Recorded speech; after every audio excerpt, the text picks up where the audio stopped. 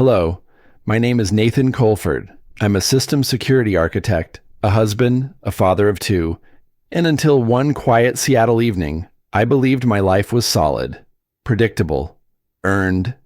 I came home early that night. The rain had stopped. The house smelled like lavender. Everything felt normal.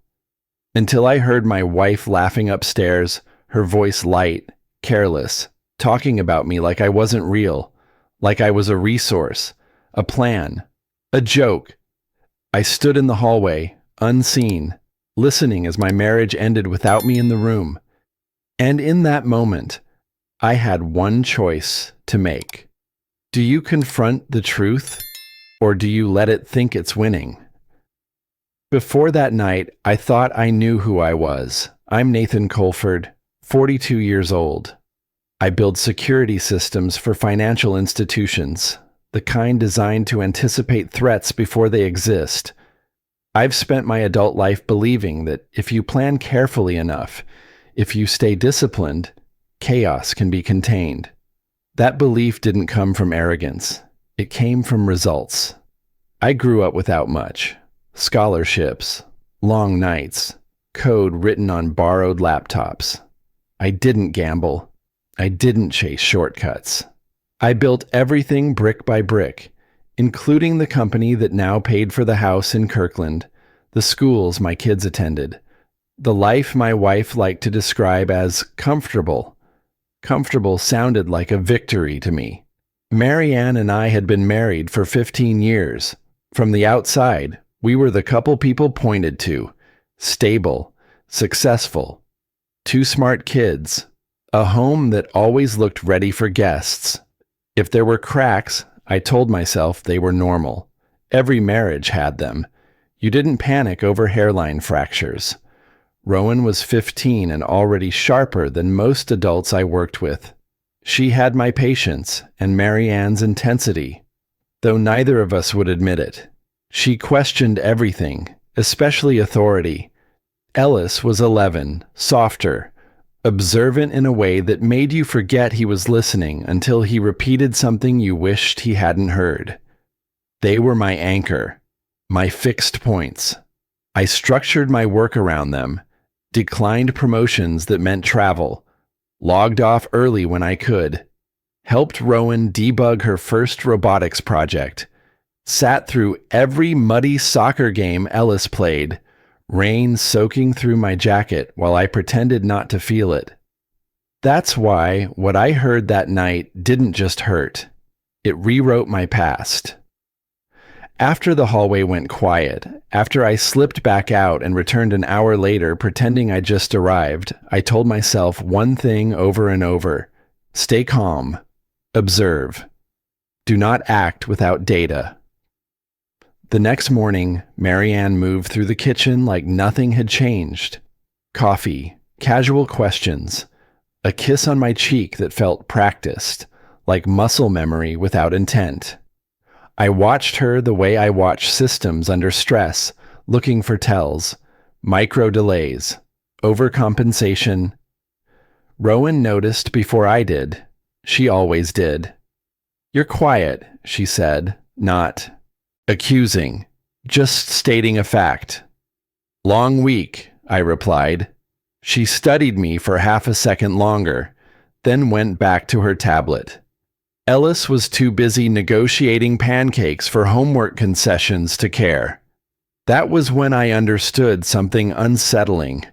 The life I thought I was protecting might already be gone. And the version of me everyone depended on, the steady one, the predictable one, was suddenly the most vulnerable person in the room. I didn't feel angry yet. I felt exposed. For years, I had believed I was the architect of my world, that I understood its structure, its weaknesses, its safeguards. Standing there, watching my family eat breakfast under a roof I paid for, I realized the truth might be much simpler and far more dangerous. I had mistaken stability for control, and I hadn't yet asked myself the only question that mattered. If everything I trusted was built on a lie, What else had I missed? The hardest part wasn't pretending nothing had changed. It was realizing how good I'd always been at pretending. For 7 days, I played my role perfectly. I woke before dawn, made coffee, checked emails, drove the kids to school when Marianne said she had a headache or an errand that couldn't wait. I listened. I nodded. I smiled at the right moments. If there were any cracks in my performance, no one called them out. Marianne certainly didn't.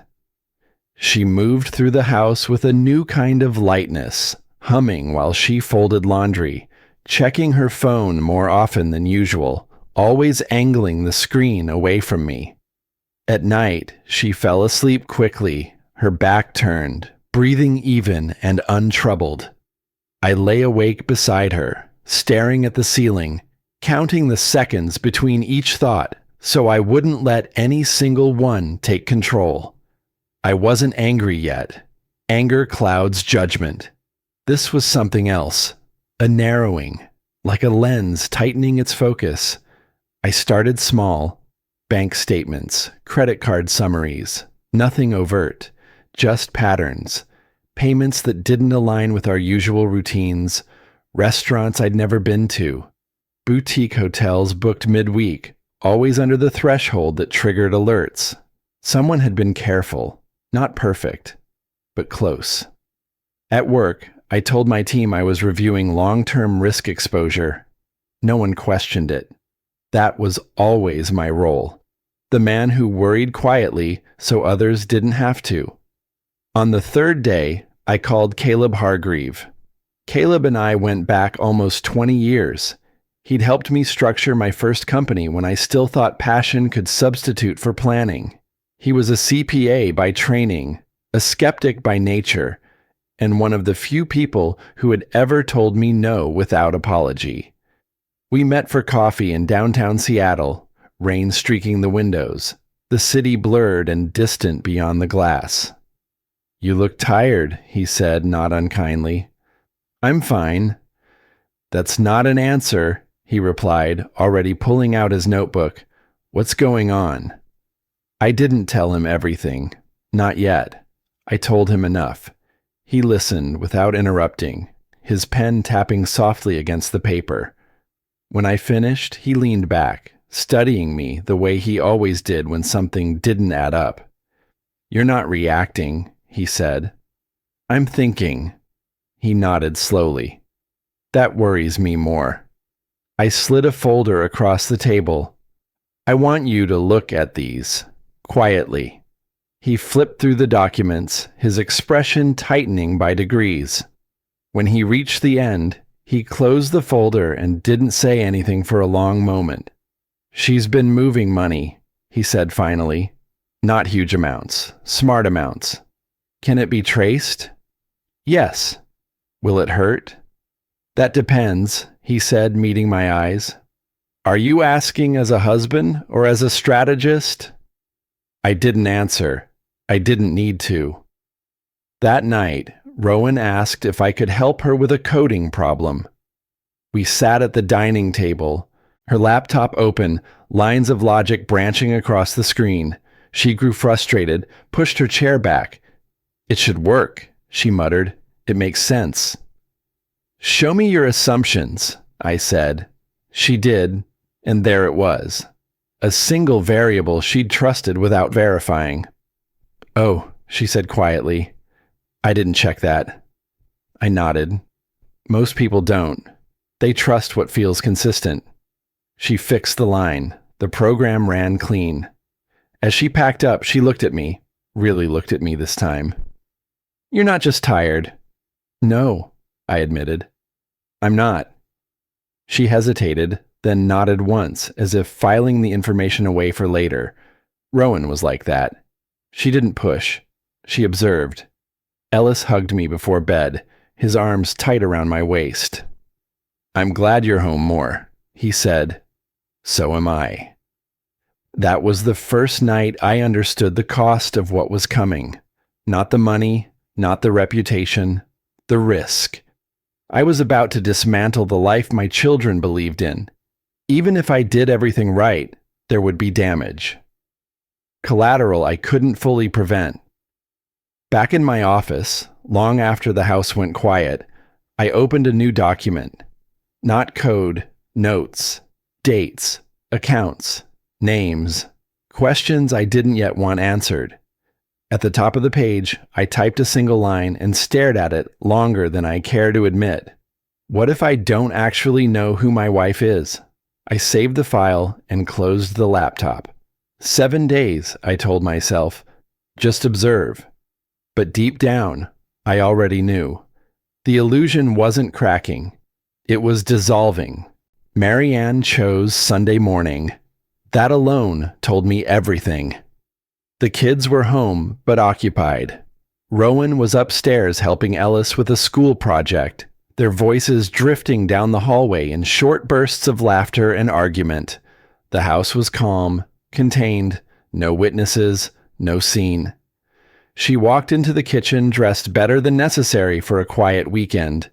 Tailored pants, a silk blouse, makeup precise, controlled, armor. "We need to talk," she said, already reaching for a chair across from me.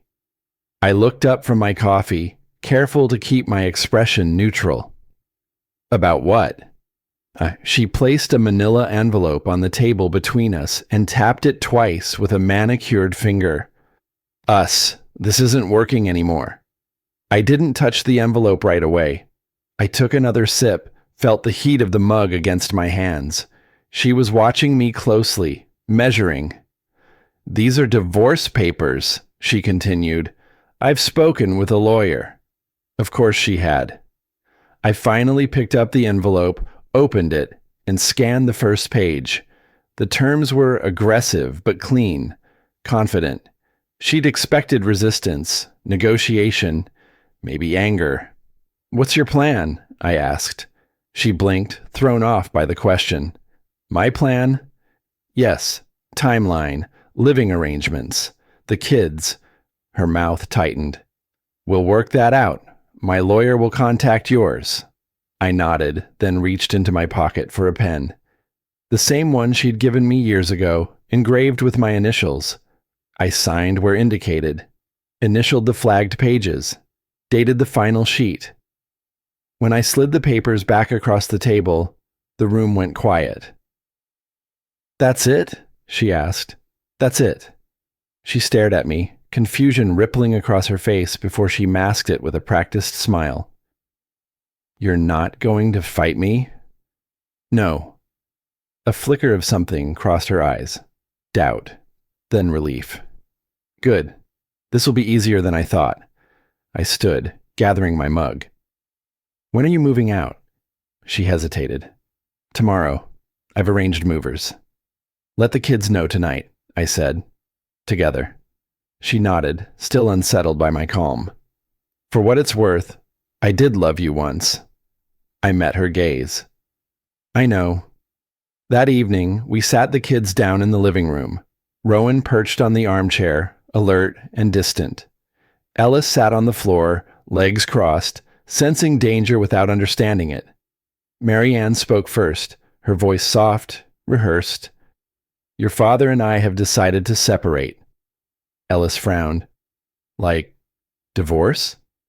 "Yes," she said. He looked at me. "Did I do something wrong?" "No," I said quickly. "This isn't because of you, or Rowan. Sometimes adults make choices that change things." Rowan didn't speak. She watched her mother, her eyes sharp, cataloging. "Will we have to move?" she asked. "No," I said. "You'll stay here with me. Your mom will have her own place. You'll see her." Ellis's face crumpled. He ran to Marianne, clutching her waist. "I don't want you to go." She hugged him tightly, glancing at me over his head. There was something almost triumphant in her expression, as if his tears proved a point. Rowan stood. "I'm going to my room." "Rowan, wait," Marianne said. "Let her go," I said quietly. "She needs space." Later, after Ellis had been coaxed into bed and Rowan's door remained firmly shut, Mary Ann and I stood alone. "They'll adjust," she said. I nodded. Children are resilient. She left the next morning while I was at work. When I came home, her closet was empty, her perfume gone. The house felt hollow in places I hadn't known existed. That night, Rowan asked me directly, "Is she living with him?" "With who?" "Julian, from the gym." I felt something inside me still. "What makes you think that?" She shrugged. "I'm not stupid. She's not subtle." I placed a hand on her shoulder. She leaned into it, just slightly. "We'll be okay," I said. She nodded. "I know. You always have a plan." Back in my office, I opened the document I'd started days earlier and added a new line. Divorce initiated. Illusion confirmed. As I closed the laptop, one thought settled in with uncomfortable clarity. This wasn't the beginning of the end. It was the end of the beginning. I joined Julian Mercer's gym on a Tuesday morning. Bellevue, glass walls, polished concrete, the kind of place that sold discipline as a lifestyle. I paid for a full year up front. No hesitation, no questions. The woman at the front desk smiled like I'd made a good decision. I hadn't made a decision. I'd entered a perimeter. The gym smelled like disinfectant and ambition. People came here to be seen working hard, not necessarily to work hard. Julian moved through the space like he owned more than the equipment. He shook hands, clapped shoulders, laughed easily. Confidence without depth. The kind that collapsed when tested. I didn't introduce myself. I didn't rush anything. I came early, when the place was quiet. I watched. I listened. Patterns reveal themselves when you stop demanding answers. Mary Ann's presence was unmistakable. Not always there, but frequent enough. Perfect posture, designer leggings, conversations that leaned too close. She wasn't hiding. She didn't think she had to anymore. By the end of the week, I knew this wasn't a mistake or a lapse. This was routine. On Friday evening, Caleb called. "Where are you?" he asked. "At home." "Good. Stay there." His tone was different. Not analytical, not detached. "What did you find?" I asked. "Not numbers," he said. "People." I didn't interrupt. "I was at a bar near the waterfront last month," he continued. "Ran into Mary Ann. Julian was there. Some mutuals. I didn't plan to listen, but they weren't quiet." I closed my eyes. "She was laughing," he said. "About you." The words landed slowly. "She called you safe, predictable. Said you'd never notice because you were too busy protecting systems instead of paying attention to your own house." I felt my jaw tighten, but my voice stayed level. "What else?" Caleb exhaled. "They joked about timing, about how clean it would be, about how lucky she was to have someone like you funding her exit." Silence stretched between us. "They thought you were stupid," he said finally. Not maliciously, casually, like it was a given. When the call ended, I sat alone in the dark living room for a long time, not thinking, just letting the words settle. That was the moment something shifted. The affair had hurt. The planning had enraged me. But the laughter, shared, unguarded, that did something else entirely. It stripped away the last illusion that this had ever been mutual, that we'd been partners navigating a rough patch. I wasn't betrayed in private. I was mocked in public. The next morning, I increased my time at the gym, not obsessively, precisely. I learned names, schedules, who talked too much, who kept secrets poorly. I didn't confront Julian. I didn't even acknowledge him beyond polite nods. He noticed me anyway. Men like him always do. They sense threat long before they understand it. One morning, as I wiped down a bench, he approached. "You're new," he said. "Haven't seen you around before." Recently moved my schedule, I replied. He smiled. I'm Julian. Nathan. Good to have you here, he said. Let me know if you need anything. I met his eyes. I will. That afternoon, Rowan asked if she could start staying later at school for an advanced coding club. I agreed without hesitation. Ellis asked if we could get a dog. I told him we'd talk about it. Life continued. That was the most disorienting part. In the evenings, after the kids were asleep, I reviewed what I'd gathered: transactions, timelines, overlaps, and one detail that refused to let go. Dates, certain weekends, certain trips, certain gaps that aligned too neatly with the years my children were born. I didn't say the thought out loud. I didn't let it form fully. But it was there now, hovering at the edge of my awareness. Before bed one night, Rowan stopped me in the hallway. You're different, she said. How? Quieter, she replied, but not tired. I considered that. I'm paying attention? She nodded as if that confirmed something she already knew. Good. Later, alone in my office, I opened the file again and added another line beneath Caleb's note. Humiliation confirmed. Public. I stared at the screen until the words blurred. For years, I had believed dignity was something others could take from you. Now I understood the truth. Dignity is something you reclaim. And I was done being the punchline in someone else's story. I tried not to ask the question. That was my first mistake. Once a doubt enters a system, it doesn't stay contained. It propagates. It looks for patterns, for confirmation, for failure points. And no amount of discipline can stop it. Once it's found something worth testing, the dates wouldn't leave me alone. At first, I told myself I was overfitting data, seeing connections where none existed. That's what people do when they're hurt.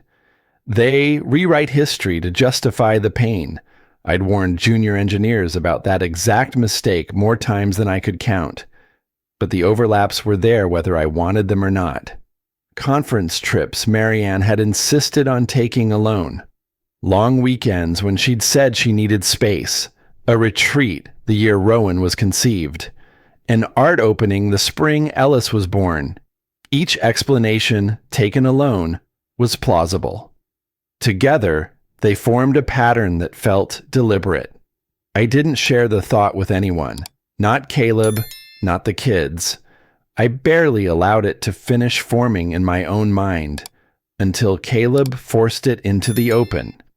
We met again at his office late one evening, the kind of hour reserved for things you don't want overheard.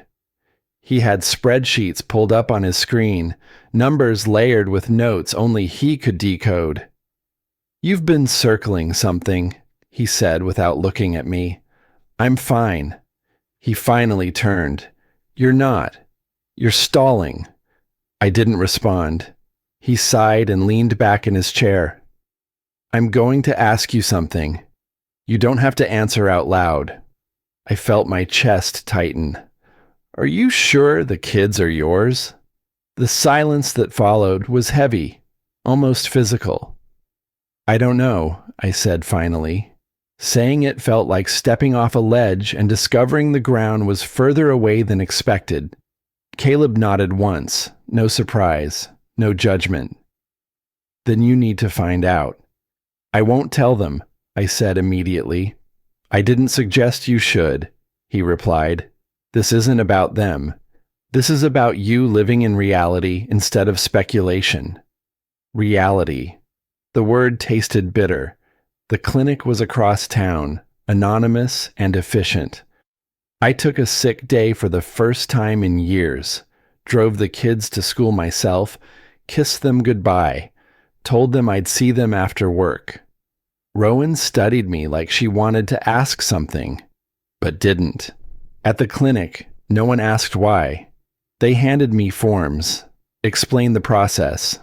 I paid extra to expedite the results without hesitation. Money had lost its weight by then. "You'll need DNA samples," the technician said. "I have access," I replied. "Toothbrushes, hairbrushes, objects so ordinary it felt obscene to associate them with doubt." The waiting was worse than I expected. 5 days stretched like 5 months. I went through the motions of life on autopilot. Work, dinner, homework, sleep that didn't rest me. Every laugh from Ellis felt sharper. Every thoughtful look from Rowan felt like an accusation. What would change, I asked myself, if the answer was no? I already knew the answer. Everything and nothing. The email arrived on a Thursday night. Secure attachment, clinical language, percentages and terminology designed to strip emotion from biology. I sat alone in my office, cursor hovering over the file. This, I realized, was the last moment I could choose ignorance. I clicked. 0% probability. For both of them. The room didn't spin. I didn't cry. My hands didn't shake. Instead, something inside me went very still, like a system shutting down non-essential functions to preserve the core. 14 years, 11 years, bedtime stories, science fairs, soccer games in the rain, late-night conversations about code and fairness and why the world didn't always make sense. None of it had been fake, but the truth underneath it was devastating in its precision. I stood and paced the room, not because I was frantic, but because staying still felt wrong. My reflection in the dark window looked older than it had that morning, harder around the eyes. They weren't mine by blood. They were mine by choice. That distinction mattered more than I'd ever understood. When Ellis asked for help with math that night, I sat beside him as usual. When Rowan talked about a flaw in her project, I listened. I watched their faces, searching for traces of men I'd never met, and found only the children I loved. I didn't tell them. I wouldn't. Not then. Maybe not ever. But Marianne would know that I knew. I printed the results, folded them carefully, and slid them into a plain white envelope. Then I placed it in my briefcase, beneath contracts and reports that suddenly felt trivial. As I turned off the light and closed the office door, one thought crystallized with painful clarity. This wasn't the deepest wound. It was the sharpest truth. And it changed the rules of the game forever. Knowing the truth didn't make me reckless. It made me precise. After the results, I stopped improvising. Every move had weight now. Every decision carried consequences not just for me, but for 2 children who still believed the world was fundamentally fair. I wasn't going to shatter that illusion unless I had no other choice. I chose timing the way surgeons choose where to cut. Marianne had settled into her new confidence. The divorce papers were signed. She had moved out. Her calls were efficient, clipped, already framed through lawyers and schedules. She thought the hardest part was over. She thought she'd won. Julian, on the other hand, was careless. People like him always are once they believe the prize is secured. The restaurant was downtown, one Marianne and I had gone to for anniversaries, celebrations, milestones that now felt like artifacts from another life. White tablecloths, low lighting, the illusion of permanence. I chose it deliberately. I arrived early and took a seat at the bar where I could see their table without being obvious. They came in together, close, familiar. She wore a new dress. He wore the smile of a man who thought he'd stepped into a better version of someone else's life. They ordered champagne. I waited until the second glass. Then I stood, adjusted my jacket, and walked over. Marianne saw me first. Her smile froze, just for a fraction of a second. Julian followed her gaze and straightened, a faint smirk forming as if this were something he'd rehearsed. "Nathan," Marianne said lightly. This is unexpected, I nodded. Good evening. Julian stood halfway. Look, man. I raised a hand. No need. I'm not here to argue. That confused them more than anger would have. I actually came to congratulate you, I continued, placing a small white envelope on the table. On your freedom. Marianne blinked. That's civil of you. I believe in closure, I said. This is for you. She hesitated, then opened the envelope. I didn't need to look to know when the understanding hit. I saw it in the way her shoulders stiffened, in the way the color drained from her face. She passed the papers to Julian. He read faster, less carefully. His expression darkened by the line. You told me they were his, he said, his voice sharp enough to turn heads. I thought they were, Marianne stammered. No, I said calmly. You suspected, and you never said a word. The room had gone quiet around us, the way it does when strangers sense something irreversible unfolding. Julian pushed back from the table. We're done, he snapped, standing. Don't call me again. He left without looking back. Marianne stared after him, then at me. You didn't have to do this. Yes, I replied. I did. I leaned closer, lowering my voice. You took 15 years from me. You lied about money, about loyalty, about my children. This isn't revenge. This is consequence. Her mouth opened, then closed. For the first time since I'd known her, she had nothing to say. I walked away before she could recover. Outside, the night air felt cleaner than it had in months. I didn't feel triumphant. I felt aligned, like something deeply disordered had finally been corrected.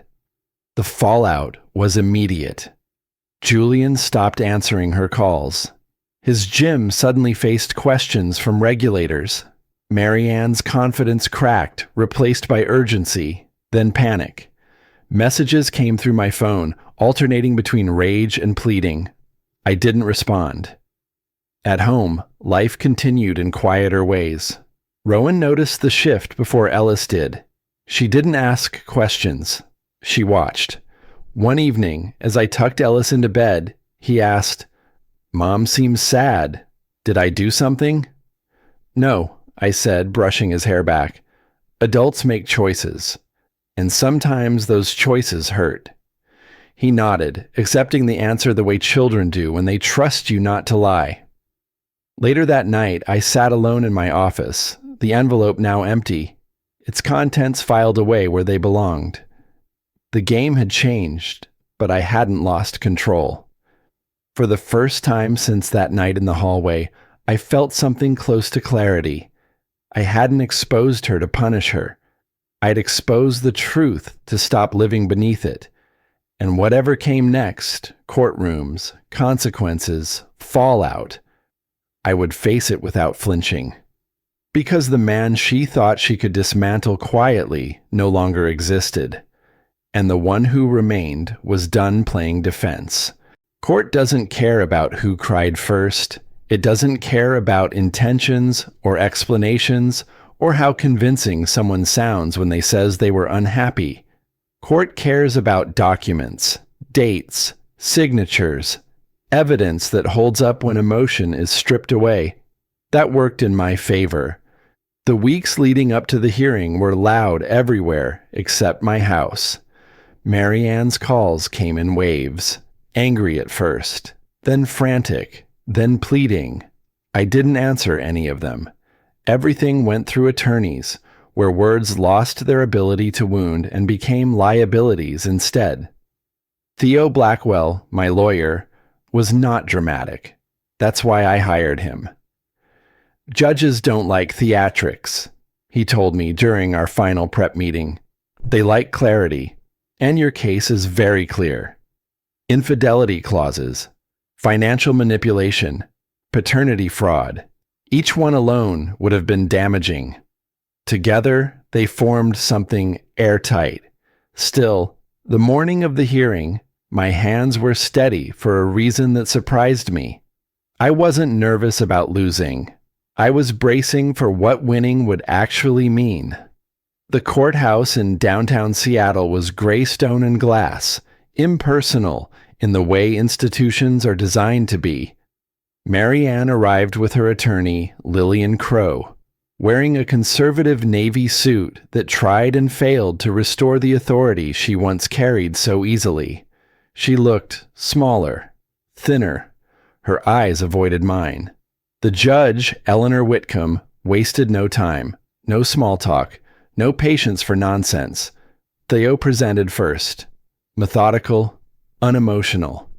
He walked the court through the prenuptial agreement Mary Ann had signed years earlier, the clauses she'd dismissed because she never expected to be held to them. He laid out the financial trail, the withdrawals, the concealment, the intent. Then came the paternity results. The courtroom shifted when those were entered into record. Even the judge paused, her expression tightening. "Mrs. Colford," Judge Whitcomb said, "did you know there was a possibility these children were not Mr. Colford's?" Mary Ann hesitated. I wasn't sure," she said. "Did you disclose that uncertainty to your husband at any point during the marriage?" "No."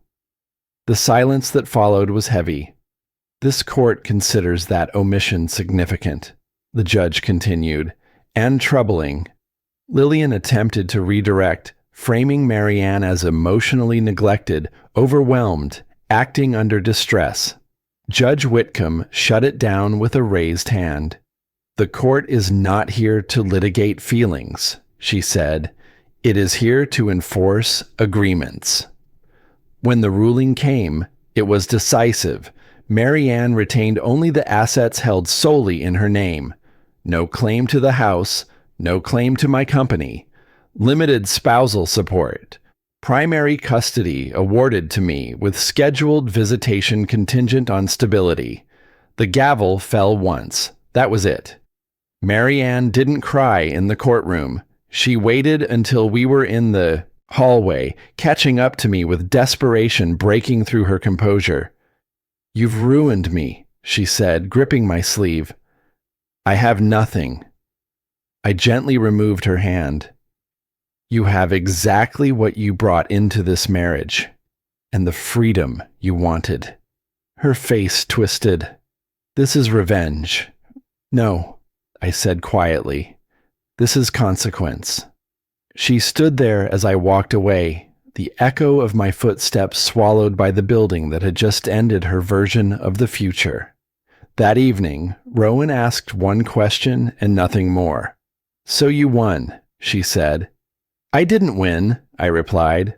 "I finished." She considered that, then nodded. Ellis didn't ask anything.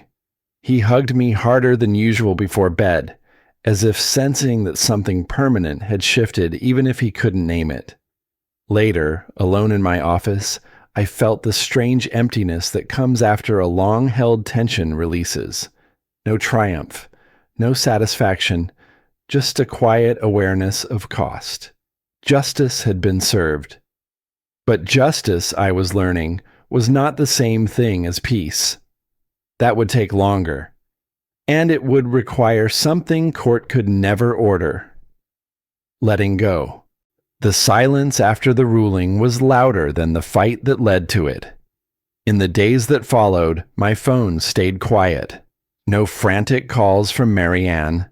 No late-night messages swinging between accusation and apology. Just procedural updates from lawyers and automated notifications from banks confirming what had already been decided. The war was over. What remained was debris. Mary Ann's unraveling didn't happen all at once. It came in stages. First, the anger, then disbelief, then the kind of fear that strips people of performance. She called through the co-parenting app one afternoon, her words clipped and formal, asking about visitation times like we were strangers negotiating a business deal. Rowan refused to go. I don't want to, she said flatly when I told her. Not angry, certain. I didn't argue. At 15, she understood more than most adults wanted to admit. The betrayal had landed in her with a sharpness that surprised even me. She wasn't reacting. She was deciding. Ellis was different. He still asked about his mother, still worried about her, still believed that things could be fixed if everyone just tried harder. I explained carefully, never assigning blame, never defending what didn't deserve defending. She made choices, I told him, and choices have consequences. Is she going to be okay? He asked. Yes, I said, and I meant it. Survival was not optional. It never is. A week later, Marianne showed up at the house unannounced. She looked smaller than I remembered. Jeans instead of tailored clothes, hair pulled back without effort or intention. The confidence that used to walk ahead of her had vanished. I just need to talk, she said from the porch. I let her in. The conversation was brief and contained. She needed help, a place to stay, time. She spoke about how unfair everything was, how quickly her life had collapsed. I listened without interrupting. When she finished, I offered what I'd already decided on. I'll cover 6 months of rent for a modest apartment, I said. In my name, for the kids' visits. You'll get a job, any job, and you'll stick to the schedule. She nodded too quickly, relief overtaking pride. You don't trust me, she said. No, I replied, I don't. She accepted that. That, more than anything, told me how far she'd fallen. After she left, Rowan didn't come downstairs for hours. When she finally did, her eyes were red but dry. She called me ungrateful, Rowan said quietly. Said I should be on her side. I closed the distance between us and placed a hand on her shoulder. She didn't pull away. You don't owe anyone loyalty at the expense of truth, I said. Ellis overheard the argument. Later that night, he climbed into my bed without asking, something he hadn't done in years. I'm glad I'm staying with you, he whispered. So am I said, and felt the weight of that promise settle into my chest. Life adjusted itself around us. We adopted a dog from a shelter, a golden retriever with too much energy and no sense of boundaries. Ellis named him Bram. Rowan pretended not to care, then taught him commands when she thought no one was watching. Somewhere in that transition, I met Isolde. Not dramatically, not in the way stories like to frame new beginnings. She was a freelance writer covering a tech conference I spoke at, sharp-eyed, unimpressed by titles. Our conversations were careful at first, anchored in curiosity rather than need. She didn't ask about my past unless I brought it up. And when I did, she listened without trying to fix anything. That mattered more than she knew. One evening, after the kids were asleep, I sat alone on the back porch, the city lights blurred by rain. For the first time since everything had begun, I allowed myself to ask the question I'd been avoiding. Had it been worth it? The answer wasn't simple. Marianne was broken. The children were changed. I was changed. But beneath the wreckage, something solid had formed. A quieter life. A truer one. Justice had dismantled what was false. What came next was up to me. And for the first time in a long while, I wasn't looking backward. I was building again. Time did what nothing else could. It didn't erase what happened, but it softened the edges until the memories stopped cutting every time I touched them. Months passed, then nearly a year, and the house learned a new rhythm. Morning routines without tension, evenings that didn't feel like performances, laughter that wasn't followed by silence. Marianne moved to Chicago in the spring. A job offer she couldn't afford to refuse, a chance at distance that worked for all of us. Ellis visited during school breaks, returning with stories about tall buildings, a small apartment, and a version of his mother that seemed more attentive, more careful. Rowan stayed behind. When I asked if she wanted to go, she shook her head. "Not yet," she said. "Maybe someday." I didn't push. Healing doesn't respond well to force. Isolde became part of our lives slowly, the way real things do. Dinners first, then weekends, then mornings where she'd be in the kitchen before I woke up, coffee already brewing, Bram sprawled at her feet like he'd made a decision without consulting anyone else. She treated the kids with respect, not obligation. Rowan responded to that. Ellis adored her immediately.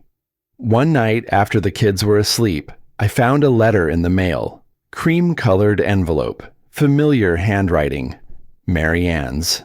I turned it over in my hands for a long time, feeling nothing sharp, nothing urgent, just recognition.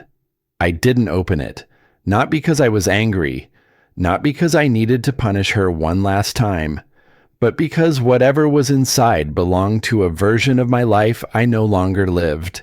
Some chapters don't need footnotes. I put the letter in a drawer and went back downstairs. A few months later, Isolde and I stood in the living room, hands intertwined, while Rowan stared at the ring on her finger like she was analyzing a complex equation. "You're sure?" Rowan asked. "Yes," Isolde said simply. Rowan nodded once, satisfied. Ellis cheered when we told him he was going to be a big brother. Bram barked, sensing celebration without understanding it. That night, after everyone had gone to bed, I stood in the backyard looking up at the stars. Isolde joined me, wrapping her arms around my waist, her head resting between my shoulders. "You're quiet," she said. "I was just thinking," I replied, "about how much has changed." "Do you miss it?" she asked gently. I considered the question honestly. The marriage, the man I thought I was, the certainty. "No," I said. "I don't miss who I had to be to survive it." She smiled and squeezed my hands. The letter stayed in the drawer for a while. Eventually, it went into a box with old documents, outdated warranties, things that had once mattered and didn't anymore. Years from now, during a move to a bigger house, that box would be thrown away without ceremony, its contents reduced to ash and absence. And that was fine. Because the real ending wasn't silence or revenge or even forgiveness. It was this: a house filled with honest noise, children growing into themselves, love that didn't require vigilance, a future that didn't ask me to look over my shoulder. I had once believed the best response to betrayal was control. I was wrong. The best response was creation. Building a life so complete that the past lost its leverage. Standing there under the open sky, with Isolde beside me and the sound of my children sleeping safely inside, I understood something I hadn't before. I didn't win because she lost. I won because I chose to live well. And that, in the end, was the only ending that mattered.